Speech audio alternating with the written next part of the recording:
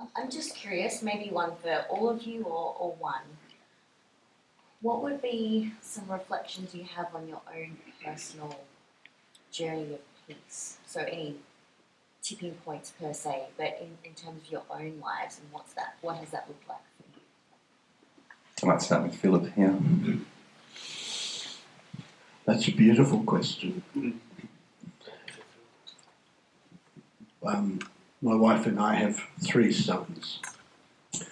And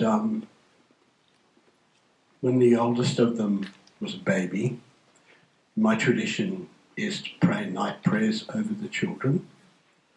The prayers are called Compline prayers. Pray that the holy angels watch over them and keep them in God's peace.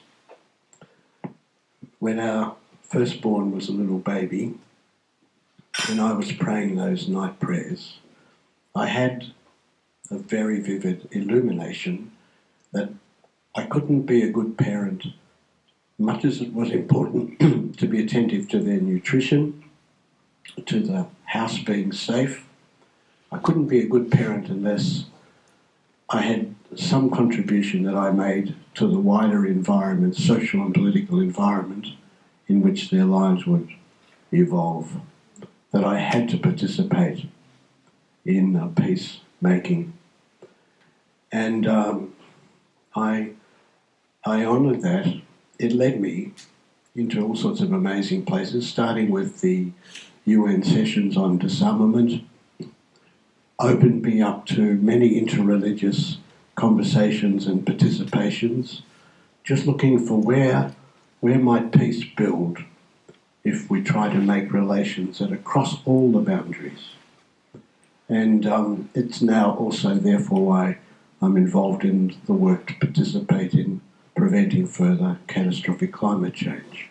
It all came from that night in a little farm up the road from where Simon lived in West Gippsland, praying a prayer, a night prayer, before sleep descended.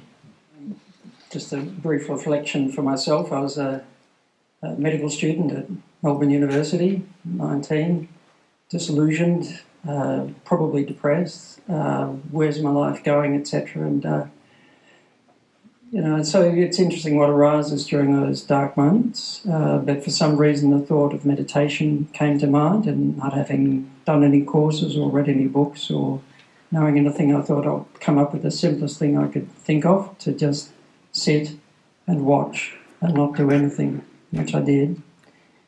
And as not knowing what to experience, I didn't try to experience anything, but just that sort of coming into, by not fighting with the thoughts or the feelings that were troubling up to that time, and just sitting and just watching with no reaction, no attitude to them, just like a watching. There was this sort of sense of peace going under them, as it were, which was quite surprising. But I don't know how long I sat in that chair at home and meditated for, but I felt very different when I got out of that chair. It was the most stabilising half an hour in my whole life, which set a life's direction, which has brought me to this point, and the support of Simon and some wonderful people at Monash University, the Centre for Consciousness and Contemplative Studies, etc., and meeting some wonderful people who I've walked with at various times, many of whom are in this room. But from that moment of peace and realising underneath all of the turmoil, everything is completely and utterly all right. that core of the being is not touched by that. That was quite a surprising, it was just self-evident. It wasn't like a wish or a hope or maybe, it was just self-evident. So that had a transformative effect in my life.